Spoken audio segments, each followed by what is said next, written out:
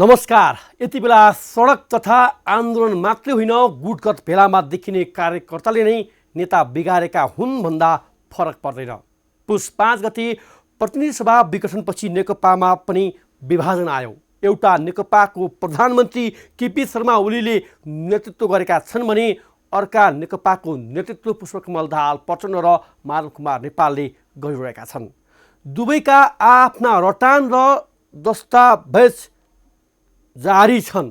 प्रचण्ड माधव विरोध प्रदर्शनका नाममा सडकदेखि विरोध सभा र शक्ति प्रदर्शन गरिरहेका छन्।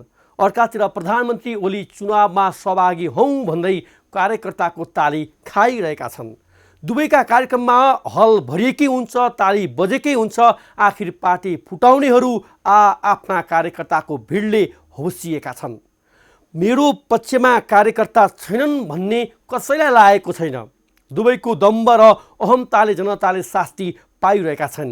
होइन भने प्रधानमन्त्री ओली जाने सभा हेर्नुहोस्, चर्को नाराबाजी र ताली बजेकै छ। शुक्रबार प्रचण्ड र माधवले गरेको शक्ति प्रदर्शन हेर्नुहोस्, जहाँ पनि भिडभाड र कार्यकर्ताको बाक्लो उपस्थिति छ। जुन कार्यक्रम भए पनि नेताले बोल्ने शैली फेरिएको छैन। उही गाली गलौज र आरोप प्रत्यारोपमै देश रुमल्लिएको छ। शुक्रबार काठमाडौँ उपत्यका अस्तव्यस्त बन्यो। विरोध प्रदर्शनका कारण काठमाडौँ उपत्यकाको ट्राफिक व्यवस्थापन अस्तव्यस्त हुँदा गन्तव्यमा हिँडेका नागरिक बाटोमै रोकिनु पर्यो। मूल सडकमा नभई भित्री सडकमा समेत लामो समय ट्राफिक जाम भएपछि यात्रु तथा सवारी चालकले निकै शास्ति खेप्नु पर्यो। बालाजु, नयाँ बानेश्वर, कुपन्डोल, रत्नपार्क, माइतीघर लगायतका क्षेत्रहरूमा उही झन्डा र ब्यानर मात्रै देखिन्थ्यो। नेता कार्यकर्ता केही नयाँ होइन।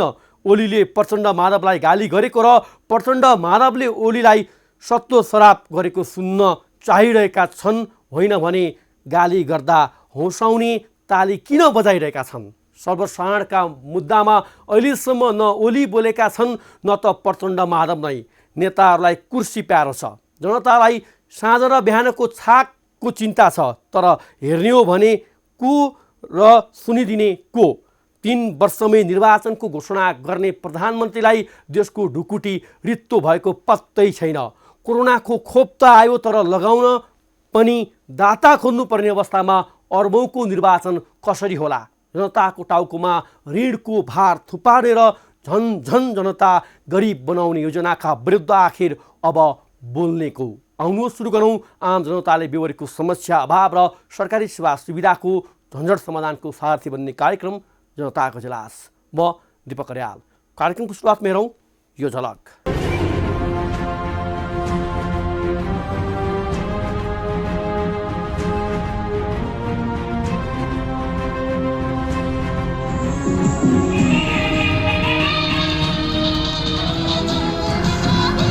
देखि यहाँसम्म आउँदाको खर्च तेल्नु बेहोर छ।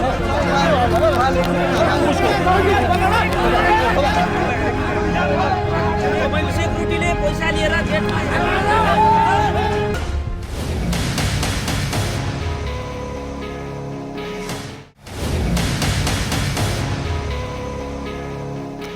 स्वागत छ कार्यक्रम जनताको इजलासमा। आज हामी सुस्ताएको बागमती सफाई अभियानसँगै अधिकार सम्पन्न बागमती सभ्यता एकीकृत विकास समितिको फजुल खर्च बारेको विशेष सामग्रीसहित सफाई अभियन्तासँग गरेको जवाफ र सुनसरी स्थित यातायात कार्यालयमा गरेको खबर अनुगमन सहित कार्यक्रममा उपस्थित भएका छौँ। तपाईसँग पनि कुनै समस्या र गुनासो छन् भने हामीलाई पठाउन सक्नुहुनेछ। तपाईँले पठाएका समस्या र गुनासोलाई हामी कार्यक्रममा उच्च प्राथमिकता दिनेछौँ। अब आजको पहिलो विषय, बागमती सफाई अभियान चलेको 400 हप्ता नाग्यो।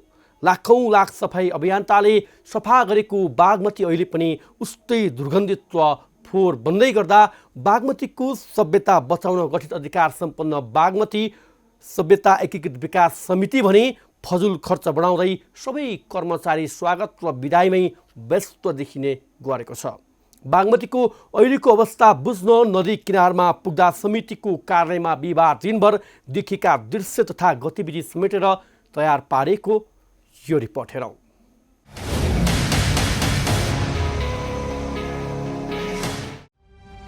बागमती नदीमा स्वच्छ र सफा पानी बगाउने योजनाका साथ जन्मिएको एउटा कार्यालय हो अधिकार सम्पन्न बागमती सभ्यता एकीकृत विकास समिति। बागमती सरसफाई महाअभियानले 400 हप्ता नाग्यो। स्वतस्फूर्त रूपमा लाखौं मानिस लामबद्ध भएर सफाई गर्न पनि खटिए। बिहिबार हामी बागमती कतिको सफाई भयो त भन्दै अवलोकनका लागि पुग्यौं। अधिकार सम्पन्न बागमती सभ्यता एकीकृत विकास समितिको कार्यालय गुह्येश्वरी छेउमै पुग्यौं, जहाँ बागमतीको किनारमै जान निकै गाह्रो थियो। गन्ध खपी नसक्नुको बाध्यताका बीच हामीले रिपोर्टिङ थाल्यौं। हो, बागमतीको यही आस्था र यो विश्वासलाई, धार्मिक विश्वासलाई जोगाइराख्नका निम्ति अधिकार सम्पन्न बागमती सभ्यता एकीकृत विकास समिति पनि गठन भयो र यसमार्फत विभिन्न परियोजनाले यसको सफाइका निम्ति, यसको सभ्यता बचाउनका निम्ति भनेर काम पनि गरे। तर 400 हप्ता पुरा गरिरहेको बागमती सफाई अभियान यति बेला कहाँ हरायो धेरैलाई थाहा छैन। तर बागमतीको अवस्था हिजो जस्तो थियो त्यस्तै बन्न लागेको छ। अर्थात् 400 हप्ता लगाएर लाखौं लाख अभियन्ताहरूले सरसफाई गरेको बागमती आज उस्तै गनाउने भइरहेको छ भने यहाँ ढल बगिरहेको छ, फोहोर देखिन थालेको छ। यो अवस्था देखाउँछौँ हामी अधिकार सम्पन्न बागमती सभ्यता एकीकृत विकास समिति रहेको यो बिल्डिङबाट, यो भवनबाट थोरै मात्रै केही मिटरको दूरीमा रहेको यो बागमती क्षेत्रमा आइपुगेका छौँ र यो सफा पानी बगाउने भनिएको बागमती नदीमा यति बेला उस्तै गरी गनाउने, दुर्गन्ध फैलाउने खालको ढल बगिरहेको छ। अर्थात् यहाँ आएर यो नदी किनारमा आउँदा पनि विगतमा अलिकति सफा भएको यो बागमती नदी फेरि फोहोर र दूषित बन्दैछ। यहाँको ढल व्यवस्थापन गर्न सकेको छैन र सँगसँगै अभियन्ताहरू धेरैले भन्न थालेका छन्। बागमती सफाइका अभियन्ताहरू, पूर्व मुख्य सचिव, वातावरणविद लगायतका व्यक्तिहरू, आम नागरिक, सुरक्षाकर्मी, सरकारवालाहरू कहाँ हराए? बागमती त पुरानै गतिमा बग्न थाल्यो, दुर्गन्ध फैलाउने नदी बन्न थाल्यो भनिरहेका छन्। बागमती छेउमै बसेका केही सर्वसाधारणसँग नदी सफाई भयो त, सरसफाई अभियानले कतिको सार्थकता पायो भन्दै प्रश्न गर्यौं। उनीहरूको गुनासो थियो गन्धले छेउमै जान सकिँदैन। बागमतीमा यहाँ त्यसै फोहोर पोल्युसनले खतम छ भाइ। सफाइ भइरहेछ नि, सफा पानी बगाउँछु भनेर नेता मन्त्रीले सफाइ अभियान भनेका छन्, तर यसको केही पनि कार्यान्वयन भएको छैन, भने मात्रै छन्। यो बागमती सरसफाइ सम्बन्धी धेरै क्लबहरूले पनि गर्छ। यो अहिले विभिन्न क्लबहरू आयोजना हुन्छ नि विभिन्न, तिनीहरूले गर्छ, तर यहाँ केही पनि भएको छैन। बागमती अहिले हेर्दामा तपाईँको दुर्गम छ। हामी त बस्छौँ, अब यहीँ खाना खान्छौँ होइन। तपाईँको बागमती अहिले हेर्दामा पहिलाको भन्दा धेरै यो दुर्गम छ, दुर्गन्ध छ। हुन त हामी पनि अब यहीँ खाना खान्छौँ बसेर, उता हामीलाई खाना दिनुहुन्छ, हामी आउँछौँ यहाँ यस्तै घाम तापेर बस्छौँ, खाना खान्छौँ। हामीले नै यो हामीले नै फ्यालिरहेछौँ होइन, हामीले नै फ्यालिरहेछौँ। अब पानी बगेको देख्दाखेरि यस्तै दुर्गन्ध आइरहेछ, हेरिरहेछौँ। पहिला हामी यही नदीमा नुहाउँथ्यौँ, यही पानीले हामी मुख पनि धुन्थ्यौँ, नुहाउँथ्यौँ पनि, कपडा पनि धुन्थ्यौँ। अहिले हामीले धुनु पाएको छैनौँ। हामी करिब 12 बजे सर्वसाधारणसँग कुरा गरिरहँदा विकास समितिको कार्यालयमा भने नाचगान सुरु भयो। बागमतीको रिपोर्टिङका लागि गएका हाम्रो ध्यान कार्यालयतिर तानियो। कार्यालय प्रवेश गर्दा पो थाहा भयो कर्मचारीको बिदाई र स्वागतका लागि भव्य कार्यक्रमको आयोजना गरिएको रहेछ। 12:15 बजे कार्यालय परिसर पुगेका हामी 3:30 बजेसम्म बस्यौँ। तर कर्मचारी कार्यालयको काम भन्दा पनि कम्मर मर्काई नाचिरहेका थिए।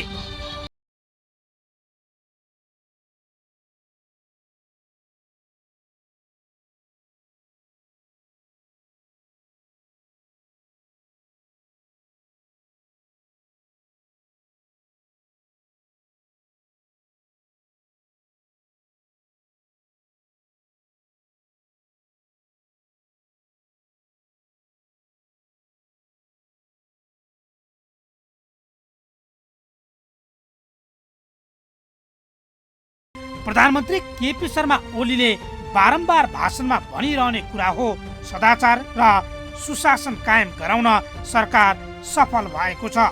तर अधिकार सम्पन्न बागमती सभ्यता एकीकृत विकास समितिको कार्यालयमा सेवाग्राही र कार्यस्थल भन्दा पनि बिहिबार, त्यो पनि सिङ्गो दिनभर नाचगान चल्यो।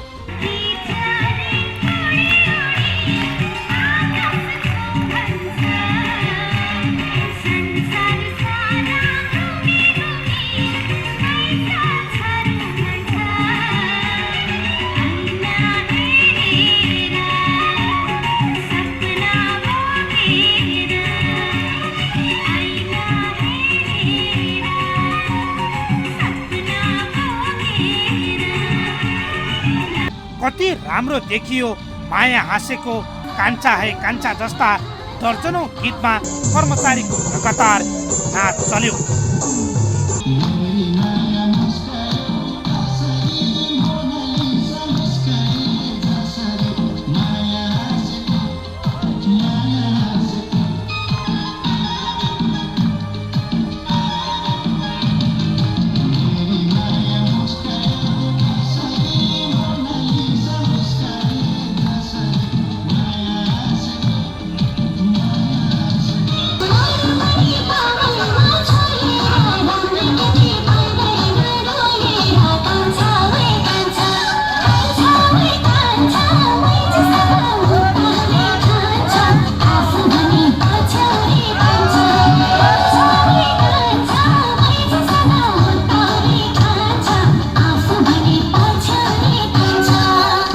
एकातिर भोजका लागि तयारी हुँदै थियो भने अर्कोतिर नाचगानको रमाइलो। नेपाली गीतमा मात्रै होइन, अधिकार सम्पन्न बागमती सभ्यता एकीकृत विकास समितिको कार्यालयका कर्मचारीको हिन्दी गीतको नाच पनि कम थिएन।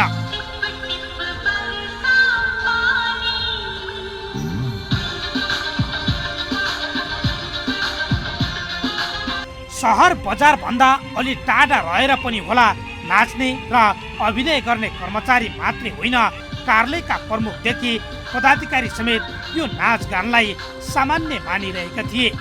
कर्मचारीको सरुवा सामान्य प्रक्रिया हो, तर दिनभर एकजना कर्मचारीको सरुवा र अर्का एकजना कर्मचारीको स्वागतका लागि यति धेरै धुमधाम र भव्य समारोह गर्न कर्मचारी खटिनुले अनेक प्रश्न उब्जिरहेका छन्। के यही हो त कर्मचारीमा देखिने सुशासन र सदाचार? कार्यालय समयमै छमछमे साउन्ड सिस्टममा ठुलो आवाजमा नाचगान चल्दा समेत कार्यालयका उच्च पदस्थ व्यक्तिहरूले कुनै प्रतिक्रिया दिएनन्। झन्डै 3 घण्टा लामो चलेको नाचमा कर्मचारीको ताली र हुटिङ पनि उत्तिकै थियो।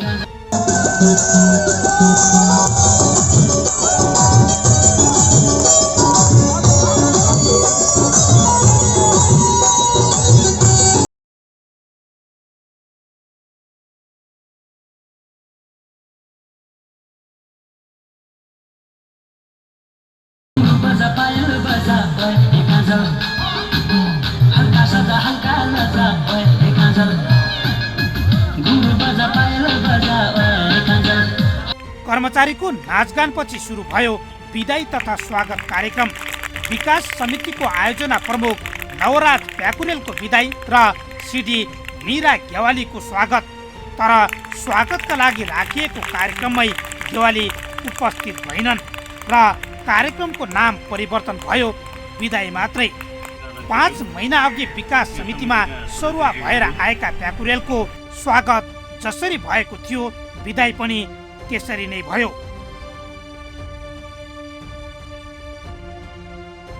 प्रदान गरिदिनुहुन म हार्दिक अनुरोध गर्दछु। स्वागतका लागि गेवाली कार्यक्रममा नआएपछि प्रश्न देखिन्छ, हचुवाका भरमा कार्यक्रम राखिएको थियो। के सरकारी कार्यालयमा दिनभर नाचगान गर्न मिल्छ? कर्मचारी काम भन्दा पनि कार्यालय समयमा जनताको करबाट उठेको सरकारी तलब खाएर गैर जिम्मेवार काम गर्न मिल्छ? यही प्रश्न हामीले आयोजनाका कार्यकारी अध्यक्ष उद्धव प्रसाद तिमिलसेनालाई सोधेका छौँ, तर उनको पनि गैर जिम्मेवार जवाब एकपटक सुनौ। सरकारी कार्यालयमा बिहान 10 बजेदेखि 4 बजेसम्म चाहिँ काम कारबाही हो, एउटा कर्मचारीको विदाइको प्रक्रिया हुने त सामान्य प्रक्रिया हो नि सर, त्यो आवश्यकता हो सर। ठिक हो तपाईँले भनेको मैले पनि त्यस्तो नजान त मैले अब थाहा पाइनँ। म हिजो अलिकति संसद वातावरण एकैचोटि 2 बजे मात्रै आइपुगेँ होइन। हजुर 2 बजी कार्यक्रम छ भनेर चाहिँ स्टाफले खबर गरे, 2 बजी आएँ। अब म आउनुभन्दा अगाडि के भयो मलाई जानकारी भएन। हजुर सर हजुर यहाँले भनेर जस्तो नाचगान गरेर दिनभरि गर्नुपर्ने जरुरी पनि छैन, आवश्यकता पनि होइन। हजुर मलाई चाहिँ त्यही लाग्छ तपाईँले भने जस्तै। हजुर अब त्यो के भएको थियो भन्ने कुरो चाहिँ म तपाईँले अहिले भन्नुभयो, अब म के बुझ्छु अहिले। त्यही त यसलाई म फलोअप पछि गर्छु सरसँग, सरले बुझ्नु होला। सर अर्को जानकारी मैले के चाहिँ गराउन चाहेँ भन्दाखेरि चाहिँ अधिकार सम्पन्न बागमतीमा यो पहिलो घटना होइन कि मैले हजुरलाई पहिलो पटक सोध्दैछु, यो घटना अगाडि पनि भइसकेको थियो। पहिलोको अब मैले नाचगान त थाहा पनि पाइनँ, एकछिन मलाई बोलाएँ मञ्चमा कि अब बिदाई सामान्य, म त अब जिल्लामा बिदाई गएको मान्छे, सामान्य बिदाई गर्दाखेरि पनि यसो एक मिनटले बोल्ने यसो उपहार दिने कार्यक्रम खाने हुन्छ होइन। त्यही कार्यक्रममा सहभागी भएँ म। हजुर हजुर निस्केँ होइन। जस्तै बिहान 2 बजेको कार्यक्रम थियो भने 10 बजेदेखि कर्मचारी गेट बाहिर निक्लिने, घुम्ने, डुल्ने, ध्यान ताप्ने, हाम्रोमा भोज छ, आज सरहरूको बिदाई छ, रमाइलो गर्ने, गीत बजाउने, ल है मरिजाउँ के अरे आइजाउँ आहा रमाइलो भन्दै विभिन्न गीतमा चाहिँ नाचगान गर्ने सरकारी कार्य परिसरभित्र यो दृश्य पाच्य हुन्छ सर। होइन त्यो यदि भिडियो मसँग छ, भिडियो मसँग चाहिन्छ भने तपाईँलाई म 1.5 घन्टाको भिडियो देखाइदिन सक्छु सरलाई। ठिक छ, त्यसलाई म फलो गर्छु। यसमा छानबिन हुन्छ सर। छानबिन भन्दा पनि छानबिन त्यहाँ मैले साथीहरूसित यसको बारेमा जानकारी दिएर आगामी दिनमा त्यसलाई संरक्षण गर्ने चाहिँ मैले प्रयास गर्छु। अध्यक्ष तिमिल सिन्हाले आफूलाई थाहै नभएको बताएपछि हामीले कार्यालयका सूचना अधिकृत कमल अर्याललाई पनि सोही प्रश्न सोध्यौं। उनीको जवाब पनि उस्तै आयो, हामीलाई थाहा भएन।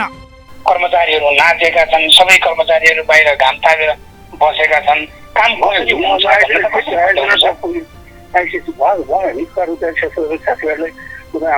हलमा त्यहाँको टिम लिडरहरूलाई राखेर ओरिएन्टेसन भएको छ। के अरे सुपरभाइजर त्यसको पनि थोरै कतिको टिम लिडरहरू हुन्छ होइन। त्यो पाँचजना छन् भने त अब वर्कर हो नि त, त्यसको टिम लिडरहरू हुन्छन् त्यही हिसाबले। त्यसरी नाच्न मिल्ला सर? दिउँसै दिनभरि बिहिबार फेरि अब कार्यालयमा त्यसरी ठुलो साउन्ड बजाएर त्यसरी नाच्न मिल्ला कि नमिल्ला सर? सर त्यो जहिले बुझिनँ, मलाई त्यो जानकारी भएको छ। सरलाई जानकारी भएन? म काममा बस्छु कि हजुर। अब त्यो इन्स्ट्रक्सन भएको मलाई जानकारी छ, जानकारी छ होइन। नाचगान भएको कुराहरू चिन्तामा गरेँ होला, खदामा काम गरेर आएका साथीहरूसँग गरे होला, त्यो मलाई जानकारी छ। हो, थाहा पाएर पनि नपाए चाहिँ गरी पञ्चिन खोजिरहेका छन् अध्यक्ष तथा सूचना अधिकृत। बागमती सफा बनाउने उद्देश्य बोकेर बनाइएको यो कार्यालयको यो घटना पहिलो भने होइन। यसअघि पनि कार्यालयमा पटक पटक असार मसान्त होस् या कर्मचारीको सरुवा हुँदा र आउँदा यस्तै नाचगान र भोज भतेर चल्ने गरेको छ। तर कुनै पनि निकायले यस कार्यालयमा भोज भतेर गर्न सरकारी सम्पत्तिको दुरुपयोग भएको देखिएको छैन। कार्यालयमा देखिएका यस्ता गतिविधिले पनि होला बागमती सरसफाई अभियानमा धेरैको चासो समेत घट्न थालेको छ। लाखौं अभियन्ताहरू जोडिएको सरसफाई अभियानले पनि बागमती सफा बनाउन सकेको छैन। अभियन्ताहरू अधिकार सम्पन्न बागमती सभ्यता एकीकृत विकास समितिले तयार पारेको डिपिआर नै गलत भएको गुनासो गरिरहेका छन्। नदीलाई नहरमा परिणत गर्न पर्खाल लगाइएको र बागमतीको पहिचान मेट्न विकास समिति लागि परेको आरोप लाग्दै आएको छ।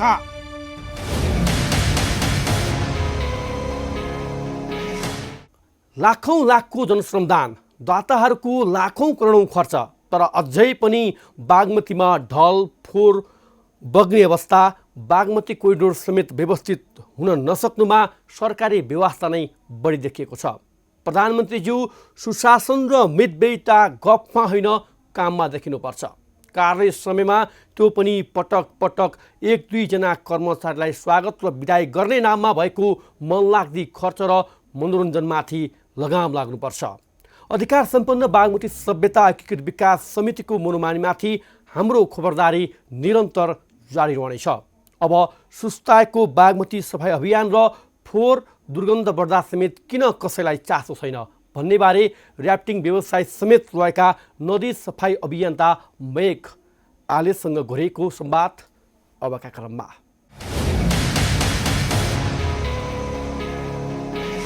अहिले बागमतीको अवस्था हेर्दाखेरि यो 400 हप्ता पुरा गर्दाखेरि र विगतमा 10औं लाख अभियन्ताहरू स्वयंसेवीहरू जुन हिसाबले सक्रियता लियो सरसफाइमा लाग्नुभयो, साँच्चीकै बागमती हामीले सोचेको हिजोको जुन उद्देश्य नारा या जुन सोच थियो हामीले बनाएको सोच त्यो पुरा भएको छ? त्यो अवश्य पुरा भएको छैन, तर सुधारहरू भएकै छन्। त्यो देखिने सुधारहरू छन्, जस्तो ठाउँ ठाउँमा पार्कहरू बनाएका छन्, ठाउँ ठाउँमा एउटा गार्डनहरू बनाएका छन्, वृक्षारोपण भएको छ होइन। अब अभियन्ताले चाहिँ त यति गरे कि जुन चाहिँ सरकारले अरबौँ खर्च गर्दा पनि त्यो कामहरू सम्भव थिएन, अभियन्ताले त्यो सम्भव गराए। तर सरकारले जुन चाहिँ स्वतःस्फूर्त अभियन्ताहरू आए, उनीहरूले गरेको कामलाई जसरी मूल्याङ्कन गर्नुपर्ने हो, जसरी साथ सहयोग गर्नुपर्ने हो, त्यो सरकारबाट हुन सकेन। त्यो चाहिँ दुःख लाग्दो कुरा, एकदमै दुःखद छ। यतिका लाखौँ लाख अभियन्ताहरू आए, त्यहाँ चाहिँ अब अघि भन्नुभयो जस्तो विद्यार्थीदेखि लिएर कर्मचारीदेखि लिएर अब प्रोफेसनल्सहरू आए, आर्मी पुलिसका भनौँ न सबै संयन्त्रहरू अगाडि बढे। तर जसरी चाहिँ सरकारले यसलाई हेर्नुपर्ने हो त्यो हेरिएन, त्यो चाहिँ दुःखद छ। सरकारको पक्षमा म फेरि जोडिन्छु सर, तर मैले सुन्न खोजेको विगतका केही वर्ष अगाडि या जुन 70 सालबाट हुन त त्योभन्दा अगाडिबाट पनि सुरु भएको हो, तर 70 सालबाट जुन हिसाबले यसले अलिकति गति दियो, अभियन्ताहरूले बुझ्नुभयो बागमतीको चाहिँ महत्त्व, यसको सरसफाइ गर्नुपर्छ भन्ने हिसाबले जुन हिसाबको सक्रियता दियो, जुन तपाईँको चाहिँ प्रत्येक हप्ता नाम चलेका विभिन्न चाहिँ क्षेत्रका व्यक्तित्वहरू, विभिन्न नामै चलेका अभियन्ताहरू देखिनुहुन्थ्यो। अहिले उहाँहरू हराउनु भयो, कहाँ हराए अभियन्ता भन्ने प्रश्न गर्दा अन्यथा नहोला, यो प्रश्न आम नागरिकको। अब यसो छ के भयो भनेदेखि अब एउटा कुरा चाहिँ त कोभिडले पनि भनौँ न झन्डै 1 वर्ष जसो यो कामहरू अगाडि बढ्न सकेन, जति सक्रियतासँग बढ्नु पर्यो थियो। तर अर्को कुरा के हो भनेदेखि अभियन्ताहरूको चाहिँ एउटा के हो भनेदेखि यो स्वतःस्फूर्त नागरिकले सफाइ गरेर बागमतीभित्रै पसेर होइन यो सफा गर्नुपर्छ, यसलाई सफा राख्नुपर्छ भन्ने एउटा चाहिँ प्रोटेस्टको हिसाबमा पनि हो क्या होइन, यो एउटा सिम्बोलिक तरिकाले होइन। अनि बाटोमा भनौँ न जुलुस निकाल्नको साटो अथवा टायर ढुङ्गा हान्नको साटो, बाल्नको साटो बागमतीभित्रै पसेर हाम्रो कन्सर्न छ है, हाम्रो चाहिँ यसमा चासो छ, सरकारले हेर्नुपर्छ भनेर एउटा त्यो गराएको हो होइन। अब फेरि बागमतीको चाहिँ अब भनौँ न जुन रह्यो अभियन्ताहरू जसरी पहिला थिए आएनन् भन्ने कुरा चाहिँ अब पछि चाहिँ चुनाव भइसकेपछि होइन, अब नगरपालिकाको चुनावहरू भए, अब भनौँ न स्थानीय निकायको चुनाव भए। अब हाम्रो कुरा चाहिँ के भनेदेखि यो ओडा बागमतीसँग जोडिएको ओडा अथवा विष्णुमती शाखा नदीसँग जोडिएको ओडाहरूले, त्यहाँका सङ्घ संस्थाहरूले, बागमतीको किनारमा रहेका स्कुल भए, बिजनेस हाउसेस भए, उनीहरूले चासो लिनुपर्छ र त्यो चाहिँ त्यसलाई चाहिँ नै अब एउटा भनौँ न वनमा चाहिँ सामुदायिक वन भने जस्तै होइन, यो सामुदायिक बागमती नदीखण्ड अथवा सामुदायिक विष्णुमती नदीखण्डको हिसाबले चाहिँ त्यो आओस्, समुदायले नै अगाडि बढाओस् भन्ने चाहिँ चाहना हो। अनि बाहिरको मान्छेले गएर जहिले पनि सफा गरेर सफा हुने होइन, ती समुदायकै मान्छेले गर्नुपर्छ भन्ने चाहिँ त्यो चासो चाहिँ हामीले जगाएकै हो। त्यहाँका स्थानीय नेताहरूलाई, त्यहाँका वडाध्यक्षज्यूहरूलाई, मेयर जीहरूलाई चाहिँ हामीले भेटेर चाहिँ यसरी गरौँ भनेकै हो। तर चाहिँ जसरी अभियान चलाइयो त्यो अभियान चाहिँ उहाँहरूलाई एउटा एक किसिमले त्यो कम्युनिटीलाई त्यो चाहिँ त्यहाँका सम्बन्धित चाहिँ भनौँ न रिभर कम्युनिटिजलाई बुझाएर चाहिँ अगाडि बढ्ने भन्ने कुरा हो। त्यस कारणले पनि पुरानो अभियन्ताहरू बिस्तारै हस्तान्तरण गर्दै अब उहाँहरू चाहिँ त्यति आउनु भएको छैन। ठिक छ, तपाईँहरू एउटा स्वयंसेवी स्वभावले चाहिँ स्वेच्छाले गर्नुभएको त्यसलाई त एप्रिसिएट हामी गर्छौँ। तर एउटा कुरा जुन हिजोको दिनमा तपाईँहरूले बोलेका ती शब्दहरू त्यहाँ उभिँदाखेरि चाहिँ जय बागमती, यो बागमतीमा सफा पानी नबगुन्जेलसम्म हाम्रो अभियान छुट्दैन, हामी हट्दैनौँ भनेर भन्नुभएका ती तथ्य र प्रमाण अहिले पनि ताजा छन्। विभिन्न सञ्चार माध्यमसँग र हामीसँग पनि। मैले जोड्न खोजेँ अभियन्ताहरूलाई मैले प्रश्न उठाएको त होइन, तर जुन हिजोको दिनमा जुन लक्ष्यले हामीले उद्देश्य लिएर सुरुवात गरेका थियौँ यो अभियान, अघि तपाईँले भन्नुभयो कि अब स्थानीय सरकार आयो, प्रदेश सरकार आयो, विभिन्न सङ्घ संस्था या भनौँ वडा वाइज नै वडाले यसको इनिसिएसन लिँदाखेरि बेटर हुन्थ्यो, राम्रो हुन्थ्यो, हामी अभियन्ताहरू पनि साथ छ भन्दै गर्दाखेरि त्यो प्रभावकारिता न स्थानीय तहले लिएको देखियो। यसको विषयमा यो चाहिँ अब यो हामीले गर्नुपर्छ है, यो सधैँ अभियन्ताहरूको मात्र भर पर्न हुँदैन, वडा वाइज गर्दाखेरि प्रभावकारिता पनि हुन्छ। दिनको हप्ताको 2 घन्टा समय छुट्याउँ भन्ने एउटा त्यो चिज देखिएन। दोस्रो, तपाईँ अभियन्ताहरूमाथि मेरो प्रश्न चाहिँ ल ठिक छ, तपाईँहरूले सधैँ साध्य पनि छैन होइन, तर शनिबार 2 घन्टा चाहिँ छुट्याउँ सबैले भनेर त्यतिखेर प्रतिज्ञा पनि गरे हो सबैले, र त्यो हिसाबको उपस्थिति अहिले पनि देखिन्न सबै ठाउँबाट। भने ओडालाई जिम्मा लगाएको भने यसमा हामी आफू त्यहाँ नगए पनि स्थानीय सरकारलाई किन दबाब दिनौँ, तपाईँहरूले किन दबाब दिन सक्नु भएन? दोस्रो प्रश्न। तेस्रो प्रश्न, तत्कालीन समयमा नेपाल प्रहरी, सशस्त्र प्रहरी र चाहिँ नेपाली सेनाको चाहिँ सक्रियता रहन्थ्यो, उहाँहरू पनि हराउनु भयो, यसलाई के बुझ्ने सर? अब यसमा भनौँ न जुन चाहिँ सबभन्दा ठुलो चाहिँ प्रभाव चाहिँ त्यो कोभिडले पारेकै छ, धन्न 1 वर्ष हुन लाग्यो अब होइन, त्यसले पनि अब अलिकति शिथिल पार्यो अभियानलाई होइन, जान सकिएन त्यो बेलामा पनि। सिम्बोलिकली अझ कन्टिन्यू चाहिँ गरे, त्यो चाहिँ अब भनौँ न हामीले देखिरहेछौँ हाम्रो अभियन्ताहरू हरेक शनिबार चाहिँ थोरै भए पनि सोसल डिस्टेन्स मेन्टेन गरेर पनि आफ्नो ठाउँमा पनि गरिराखेकै छन्। फेरि पनि अब काठमाडौँको विभिन्न ठाउँहरूमा त्यो अभियान चलेकै छ, त्यस्तै भनौँ न अधिराज्यभरि नै ठाउँ-ठाउँमा त्यो अभियानहरू सरसफाइ अभियानहरू चल्या छ, नदी सफा गर्ने अभियानहरू चल्या छ, त्यसलाई चाहिँ अब हामीले सकारात्मक रूपमा लिनुपर्छ। र त्यो चिज छ मेक सर, त्यो चिज छ। म केन्द्रित रहेको चाहिँ बागमती सरसफाइ महाअभियानमा मात्र केन्द्रित रहन्छु। मैले अभियन्ताहरूलाई सम्मान गर्छु, देशैभर गर्नुभएको छ, चक्रपथ सरसफाइ अभियान, विभिन्न चाहिँ जिल्लाहरूमा चाहिँ सदरमुकामहरूमा चाहिँ अभियान त्यो गर्नुभएको छ, तर मैले राज्यको समेत नजर परेको, राज्यले समेत लगानी गरेको र अभियन्ताहरू 10औं लाख अभियन्ताले स्फूर्त आएर चाहिँ काम गर्नुभएको, आफ्नो चाहिँ श्रमदान गर्नुभएको र भनौँ बागमती सफाइ अभियानलाई चाहिँ एकदमै दिनरात चाहिँ सफा पार्नुपर्छ भनेर चाहिँ त्यो हुटुटी लिएर अगाडि बढ्नुभएका चाहिँ अभियन्ताहरू र जुन हामीले पनि उठाएका थियौँ कि यो नदी सफा हुन्छ, अब यहाँ नुहाउने छन् भनेर जुन खालका हेर्दा चाहिँ ती भाषणहरू या ती चाहिँ उद्देश्यहरू राखिएको थियो, ती चिज चाहिँ कारण किन भएनन् भन्ने पक्षमा मेरो प्रश्न हो।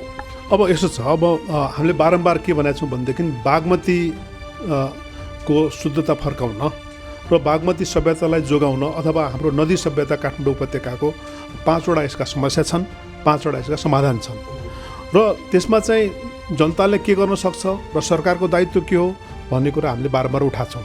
जस्तो अब पहिलो कुरा त काठमाडौँ उपत्यकाको जबसम्म फोहोर व्यवस्थापन हुँदैन तबसम्म बागमती सफा हुँदैन। त्यस कारणले चाहिँ त्यो जनताले सफा गरे तापनि त सरकारले चाहिँ यसलाई एकदमै व्यापक रूपमा र हरेक नागरिकले पनि यसलाई आत्मसात गरेर अगाडि बढाउनुपर्छ र घरैदेखि यसको सरसफाइ सुरु हुन्छ होइन।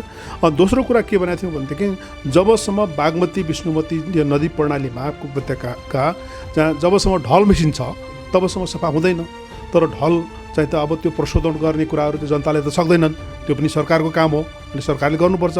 हामीले त जहिले पनि झकझका छौँ होइन। तेस्रो कुरा के हो भनेदेखि बागमतीमा पानी बगाउनु पर्यो होइन, ढल होइन। अहिले चाहिँ त्यो के छ भनेदेखि अहिले पानी सुकेको अवस्था छ, बागमतीको पानी सबै खानेपानीमा प्रयोग हुन्छ र यसमा अहिले ढल बगिरहेछ होइन। अब कसरी चाहिँ यो बर्खाको पानीलाई हार्भेस्ट गर्ने हो, कसरी मेलम चाहिँ छिटो ल्याउने हो, बागमतीमा पानी बगाउनुपर्छ, ढल होइन। त्यो पनि हामीले बारम्बार भनेका छौँ र त्यो पनि सरकारको शिथिलताले त्यो पनि भने जस्तो भएको छैन होइन। अब चौथो कुरा के भनेदेखि जुन चाहिँ ल एन्ड अर्डर भन्छौँ नि, जस्तो तपाईँले हेर्नुहोस् सुकुम्बासीको व्यवस्थापन कति वर्ष भयो सरकार आएको, एउटा मेजोरिटी सरकारले चाहिँ एउटा सुकुम्बासीको व्यवस्थापन गर्न सक्दैनन् भनेदेखि अरू के गर्न सक्छन् होइन। त्यो चाहिँ तपाईँले देख्नु भएको छ, सुकुम्बासीको व्यवस्थापन भएकै छैन र दण्डहीनताको जुन चाहिँ अवस्था छ, जसले जहाँ फोहोर फाले पनि हुने जे गरे पनि हुने त्यो चाहिँ अब छँदैछ फेरि। त्यस कारणले त्यो पनि सरकारले गर्ने हो, जनताले गर्ने होइन। पाँचौँ कुरा के भनेदेखि यसलाई मैले पञ्चशील पनि भन्ने गरेको छु, यो 5वटा कुराहरू होइन। बागमती सफाको लागि, बागमती सभ्यता फर्काउनको लागि यो पञ्चशील हुनसक्छ भनेर त्यो जनताले गर्ने कामहरू त धेरै गऱ्यौँ नि होइन। लाखौँ लाख जनता आए होइन, त्यत्रो चाहिँ भनौँ न अभियानहरू चले, महाअभियानहरू अगाडि बढाएको छ चाहिँ। यो चाहिँ त एउटा सरकारलाई सचेत गराउनलाई गरिएको थियो, न कि सफा गर्नेको ठेका त ल्याएन नि अभियन्ताहरूले होइन। उनीहरूले चाहिँ स्वतःस्फूर्त कुनै पैसा नउठाइकन कुनै सङ्घ संस्था दर्ता नगरिकन चाहिँ यसरी चाहिँ गराइएको अभियान। अनि अर्को कुरा ठुलो गल्ती चाहिँ के भएको छ भनेदेखि बागमतीमा तपाईँको अब बागमती अब जाँदाखेरि अब हामीलाई के लाग्छ भने नदी सफा गर्ने कि नाला सफा गर्ने, बागमती नालाको रूपमा परिणत भयो हेर्नुहोस्। अब दुइटै अब तपाईँ हेर्नुभयो भनेदेखि अब चाहिँ भनौँ न यो चाहिँ जति पनि नदी प्रणाली छ त्यसमा करिडोर बाटो बनाइएको छ र बागमती त कस्तो चान्सेस थियो भनेदेखि संसारकै सबभन्दा लामो घाट हुने, वाराणसीको भन्दा नि धेरै ठुलो घाट हुने होइन, तपाईँको त्यसलाई घाटको रूपमा बनाएको भए यो चाहिँ के छ भनेदेखि दुवै तल यसरी पर्खाल लगाइएको छ कि कुनै मान्छे सट्ट खस्यो भने केटाकेटी खस्यो भनेदेखि त्यो चाहिँ पक्का मर्छ होइन, भोलि गएर पानी बगाइए पनि है। त्यो सफा पानी चाहिँ सफा नाला हुनसक्छ, बागमती नदी हुँदैन होइन, सफा बागमती नदी हुँदैन। प्रश्न उठाउनु तपाईँले एकदमै गम्भीर छ, के भने त्यो पर्खालहरू हटाइनुपर्छ होइन, त्यसमा चाहिँ घाटको स्वरूप दिनुपर्छ होइन। त्यहाँ चाहिँ त तपाईँको चाहिँ दुवैतिर अब नदीको जुन चाहिँ अधिकार हनन गरिरहेछ जसरी, त्यो त एकदमै दुःखद छ। जुन चाहिँ बागमती सभ्यतालाई जोगाउनु पर्ने, बागमती यो नदी नभएर नाला बनाइएको छ होइन, त्यहाँ चाहिँ अब बालुवाको ह्रास कहिल्यै हुँदैन, त्यहाँ चाहिँ अब भनौँ न जलचरहरू आउँदैनन्, त्यहाँ ढुङ्गा बालुवाहरू बस्दैनन्, किनभनेदेखि त्यो चाहिँ के छ भनेदेखि पर्खाल लगाइएको छ। अब त्यो त्यसको साथसाथै सुकुम्बासीको व्यवस्थापन भएको छैन भनेपछि यो चाहिँ यो बागमतीको स्वरूप नै नदीको स्वरूप नभएर यो नालाको स्वरूप भयो।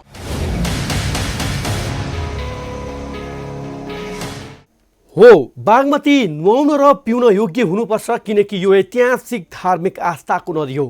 बागमती सफाइले यतियौँ हप्ता भन्दै रेकर्ड राख्ने अनि नदी सधैँ दुर्गन्धित र फोहोर हुने अवस्थाको अन्त्य होस्, हाम्रो चासो र खबरदारी बस यतिका लागि। अब एकैछिन विश्रामपछि सुनसरीको इटरी स्थित यातायात कार्यालयमा गरिएको स्थलगत खबर अनुगमन सहित उपस्थित हुनेछौँ, हामीसँग होला।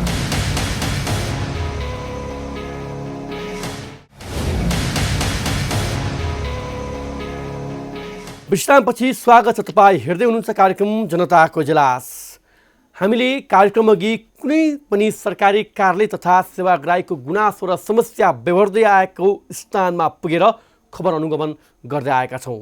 जिल्ला सहकर्मी विकल रेग्मी सुनसरीको इटरी स्थित यातायात कार्यालयहरूमा पुग्दा के देखियो त? हेरौँ अबका क्रममा यो स्थलगत खबर अनुगमन।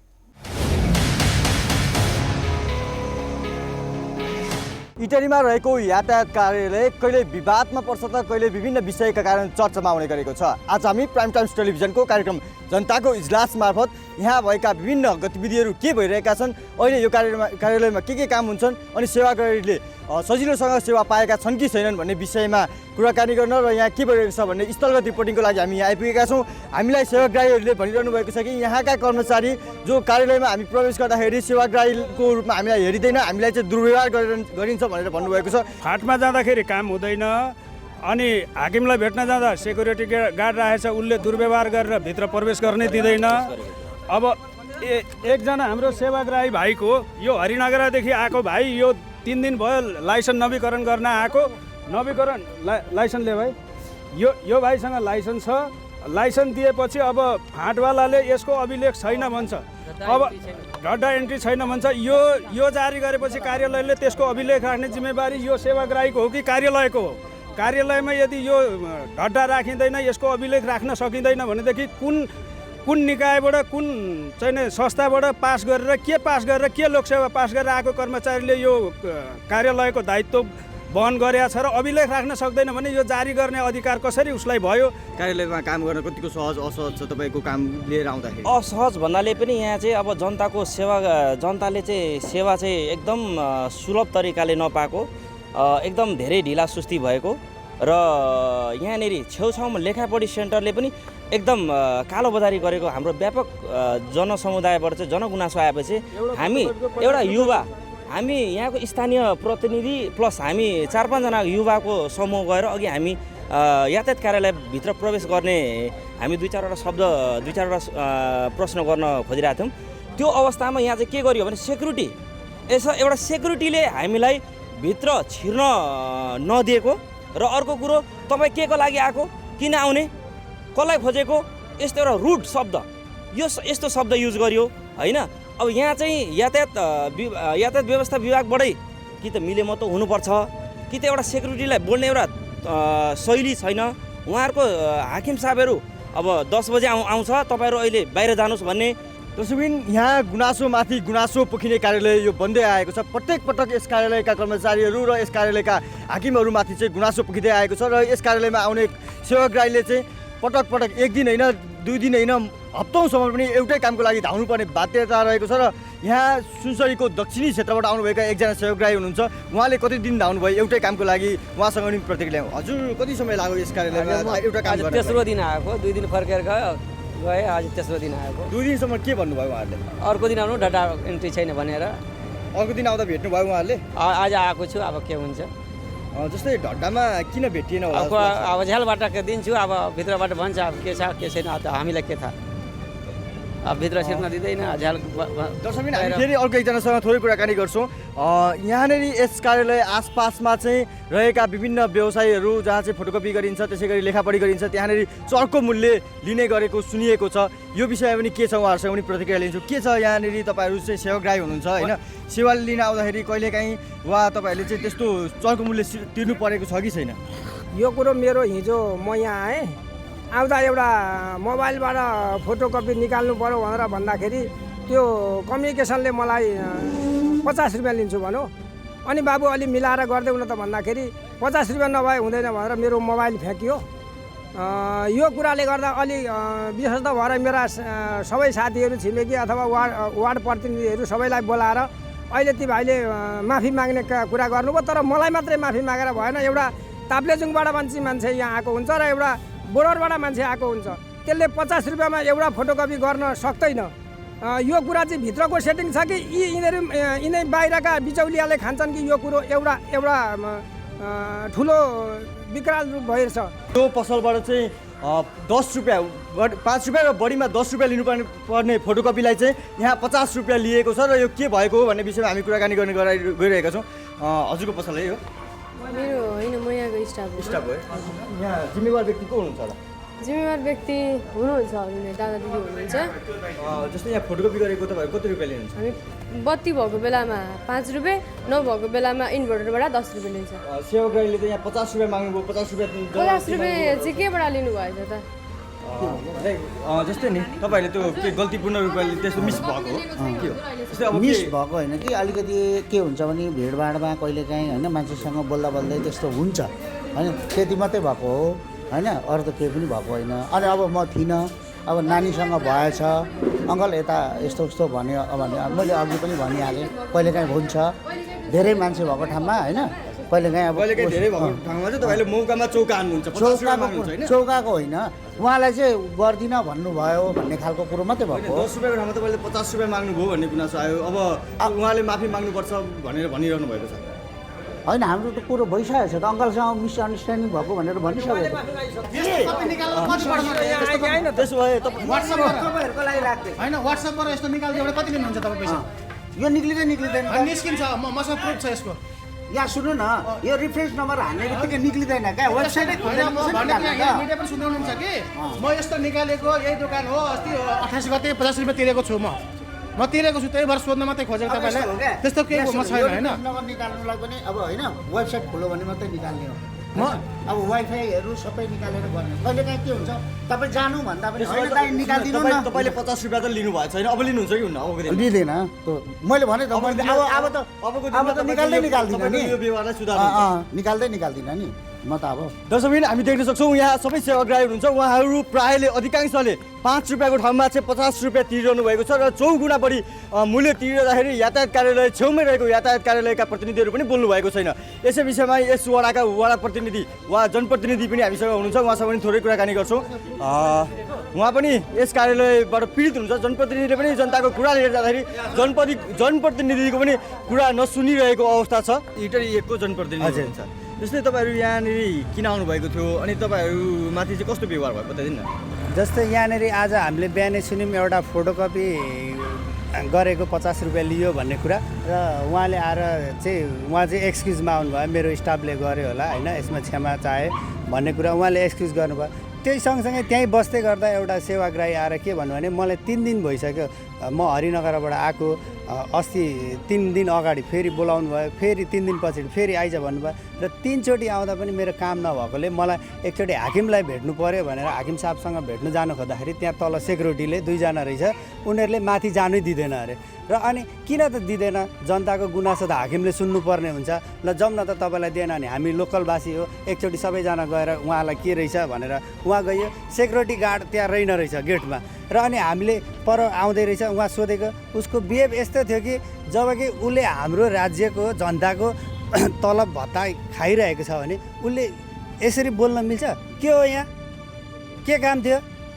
अहिले अफिस खुल्ला छैन भरे आउनु यो हो त यो होइन नि त उहाँले त अब अफिस खुल्ला छैन अहिले भरे आउनु होइन हाकिम साहबहरू आइसक्नु भएको छैन तपाईँहरूको के गुनासो थियो त्यसरी पो रेस्पोन्स गर्ने हो त तर त्यो कुरालाई उहाँले फेरि हामीले तपाईँलाई राम्ररी भन्दैछौँ तपाईँ एउटा बाउ जस्तो मान्छे बुढो मान्छे भन्दाखेरि उहाँले हामीलाई एउटा पनि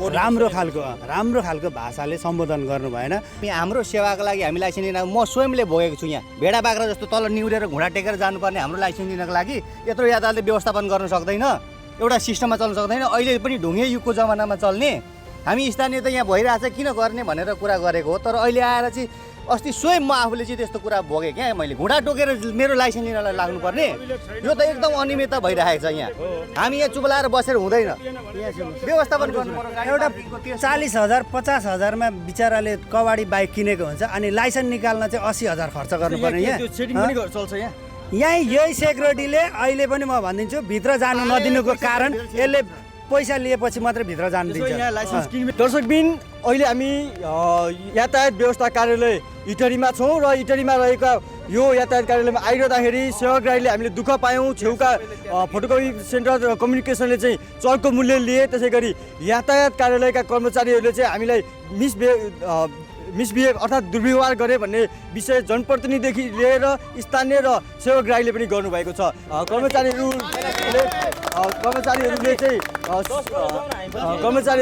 भित्र पस्दाखेरि सेवाग्राहीहरूको काम गर्नुभएको छैन यहाँ सेवाग्राही पनि हामीसँगै जो पीडित हुनुहुन्छ उहाँहरू पनि हामीसँगै गइरहनु भएको छ हामी कार्यालयभित्र प्रवेश गरिरहेका छौँ भोजपुरदेखि यहाँसम्म आउँदाको खर्च त्यसले बेहोर छ एकछिन ऊ आउँछ र ओइ के अरे तैँले ऊ बोल्ने तरिका यही हो हाकिमसँग बोल्ने तरिका यही हो भनेर यसो गर्ने ऊ तपाईँहरू 2 जना हुनुहुन्छ चुप लाग्नु न एकछिन उहाँहरूको व्यवहार हेर्नुहोस् है उहाँहरूको व्यवहार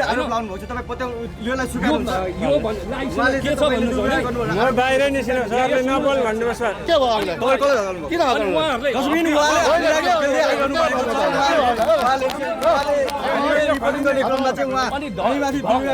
काम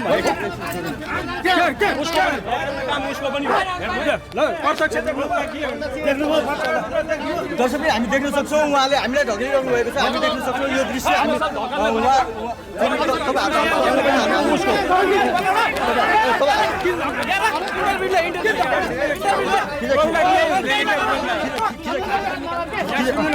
केही हुँदैन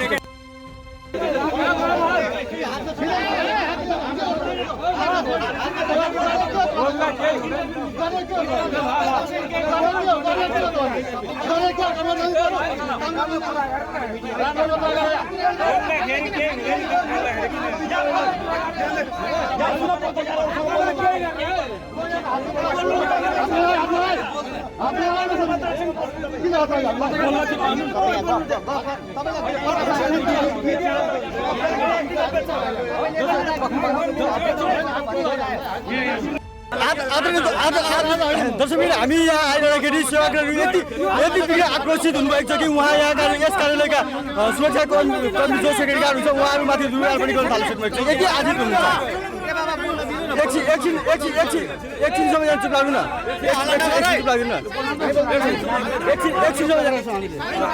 भएको के हो भन्नु न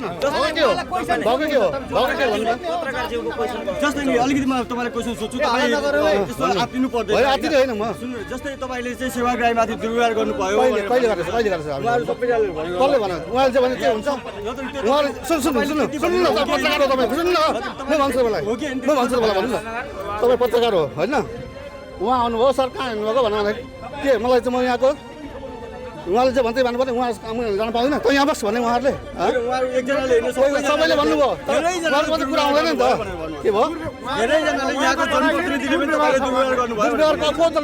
को जनप्रतिनिधि भनेको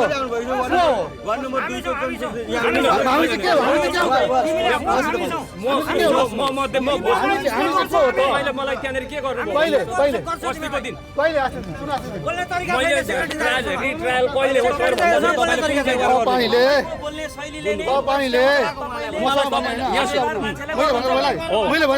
तपाईँले मलाई हप्काउनु भएन त यहाँबाट जा भन्ने हो कि होइन मैले त्यतिखेर के भने सर तपाईँ ज्यादा नबोल्नुहोस् हाम्रो करको पैसा हामीले तिरेको करको पैसाको मैले तपाईँले गरेको छैन तपाईँलाई यहाँ सुन्नु तपाईँले मलाई म त सेवा यहाँ सुन्नु तपाईँको लेखापढीको विषय जान्दिनँ तपाईँ को हो म जान्दिनँ तपाईँले यो ड्रेस लाउँदाखेरि तपाईँ सेक्युरिटी हो सेक्युरिटी भइसकेपछि तपाईँले सेक्युरिटीले गर्ने काम मलाई को हो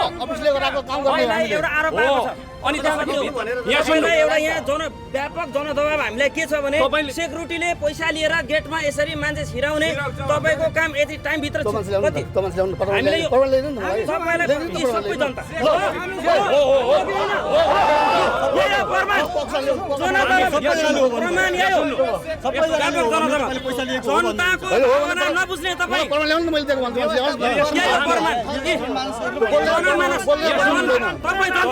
नबुझ्ने सबै जनताको भावना नबुझ्ने सेवक राईले नबुझ्ने तपाईँले हामीलाई नचिन्ने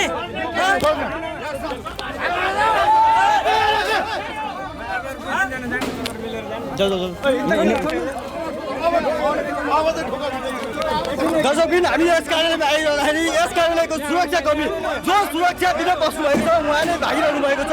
हामी यो दृश्य देख्न सक्छौँ। यातायात कार्यालयमा यो अहिले जुन समस्या देखिएको छ हामी यहाँ यातायात कार्यालयभित्रै गएर यस कार्यालयका प्रमुखसँग पनि कुराकानी लिन्छौँ। दर्शकबिन 10 बजिसकेको छ र सेवाग्राहीहरूले चाहिँ अहिले कार्यालयभित्रै सुरक्षाकर्मी जो चाहिँ सुरक्षा दिन आउनुभएको छ उहाँले चाहिँ मिसबिहेभ गर्नुभयो भन्दै गर्दाखेरि सुरक्षाकर्मी आफै चाहिँ म पाइतो देखाएर उहाँ चाहिँ आम सर्वसाधारणलाई धम्काउँदै हिँडिरहेको दृश्य हामीले तपाईँलाई जस्ताको तस्तै देखायौँ। र अब हामी यस कार्यालयका प्रमुखको कार्यकक्षतर्फ गइरहेको छौँ। उहाँ 10 बजिसकेको छ र कार्यालयमा चाहिँ हुनुहुन्छ हुनुहुन्न यो विषयमा पनि हामी स्थलगत रिपोर्टिङ गरिरहेको छौँ। र कार्यालय प्रमुखको कार्यकक्ष लेखिएको छ 10 बजिसकेको छ। यहाँ सिसी क्यामेरा खुल्ला छ। यहाँनिर कार्यालय प्रमुख हुनुहुन्न। हामी कार्यालय प्रमुखसँग भेटेरै जानेछौँ आज। त्यसै गरी हामी यस कार्यालयको अर्को शाखातर्फ लागौँ। यो कुर्सी एकखेप मजाले सबैतिर देखाइदिनुहोस्। यहाँनिर कार्यालय प्रमुख नभएको अवस्था हामी देख्न सक्छौँ र हामी यस कार्यालयका अन्य जिम्मेवार व्यक्तिहरूसँग पनि भेट्ने प्रयास गरिरहेका छौँ। त्यसै गरी हामी प्रशासन शाखामा प्रवेश गर्दैछौँ र 10 बजेर कटिसकेको यो कार्यालय समय हो र कार्यालय समयमा चाहिँ यहाँ प्रशासन शाखामा पनि एकजना पनि कर्मचारी हुनुहुन्न। उहाँ एकजना कर्मचारी भर्खर आएर हाजिरा गर्दै हुनुहुन्छ। यो दृश्य पनि हामी देखाइहालौँ। त्यसै गरी यो परीक्षा शाखामा सायद परीक्षा शाखामा कोही परीक्षा लिन जानुभएको होला। परीक्षा आज चल्दैछ होला सायद उहाँसँग पनि परीक्षा आज चल्दैछ कि छैन परीक्षाको तयारी गर्नुभएको हो कि होइन भनेर पनि यो विषयमा हामी कुराकानी गर्नेछौँ। परीक्षा शाखामा अहिले यहाँ लाइसेन्स हेर्नुहोस् केही कोठा बन्द गरेको छैन। लाइसेन्सहरू यसरी छरपष्ट असरल फालिएको छ र सेवाग्राही आउँदाखेरि तपाईँको लाइसेन्स भेटिएन खोज्दा पनि भेटिएन तपाईँ भोलि आउनुहोस् पर्सि आउनुहोस् भनेर गुनासो उहाँलाई चाहिँ फर्काइन्छ र सेवाग्राहीहरू हरेक दिन गुनासो गर्न बाध्य बन्छन्। सेटिङ भएकोले गर्दाखेरि जहाँ टाढा टाढाबाट आएको जति पनि हामी जस्तो सेवाग्राहीहरू छन् यति दुःख पाइएको छ यति हन्डर खाइएको छ यति के अरे यो विषयमा त कुरै नगरौँ के वास्तव स्पेसल भन्ने हो भनेदेखि त यो यातायात त यो हाकिम र यी के अरे 1 नम्बर 2 नम्बर के भन्ने यी हाकिमहरू पनि घरभन्दा पनि हुन्छ घरभन्दा पनि अझ टाइट छैन।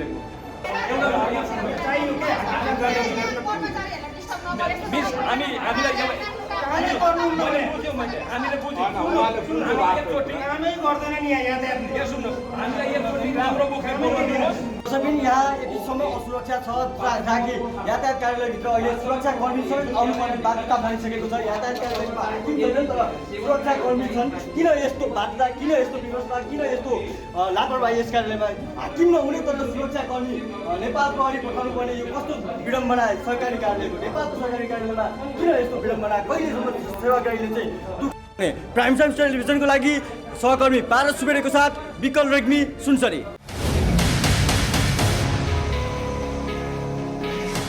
यातायात कार्यमा पाउने शास्ति देशैभर उस्तै छ। राजस्व तिर्न जाउँ, भिडभाड र शास्ति, प्रयोगात्मक परीक्षाको फारम भरौँ, सर्भरमै समस्या, यी सबै समस्याबाट सेवाग्राहीले मुक्ति पाउनुपर्छ। कार्य परिसर आसपासका फोटोकपी सेन्टरमा एउटा फोटोकपीको 50 भन्दा बढी लिने, कार्यालयमा कर्मचारीको प्रमुख नभेटिने, प्रहरीले सुरक्षा दिने, उल्टै सेवाग्राहीमाथि दुर्व्यवहार, यी यावत समस्या समाधानमा यातायात कार्य तथा सरकारवाला निकाय गम्भीर बन्नुपर्छ। हामी यस्ता गतिविधिको निरन्तर खबरदारी गरिरहनेछौँ। यी र यस्ता कुनै पनि पीडा व्यथा समस्या अनि गुनासोमाथि कार्यक्रम जनताको इजलास मार्फत निरन्तर खबरदारी गरिरहनेछौँ। व्यवसायले नीति नियम मिचेर गरेका बदमासी, जनताको गुनासो र कथा व्यथासँगै सरकारी निकायबाट दिने सेवा प्रवाहमा भइ गरेका कमजोरी केलाएर हामी सुधारको प्रयास कार्यक्रम मार्फत गर्नेछौँ। तपाईँ हामीलाई आफूले बेहोरेको समस्या र गुनासो स्क्रिनमा देखाइएको टेलिफोन नम्बर र इमेल ठेगानामा पठाएर समस्या समाधानको साझा आवाज बन्न सक्नुहुनेछ। हवस् त, आजका लागि जनताको इजलास यति नै। फरक विषयवस्तु तपाईँहरूकै गुनासोसहित अर्को कार्यक्रममा पुनः उपस्थित हुनेछौँ। प्राइम टाइम्स टेलिभिजन हेर्दै रहनुहोला। नमस्कार।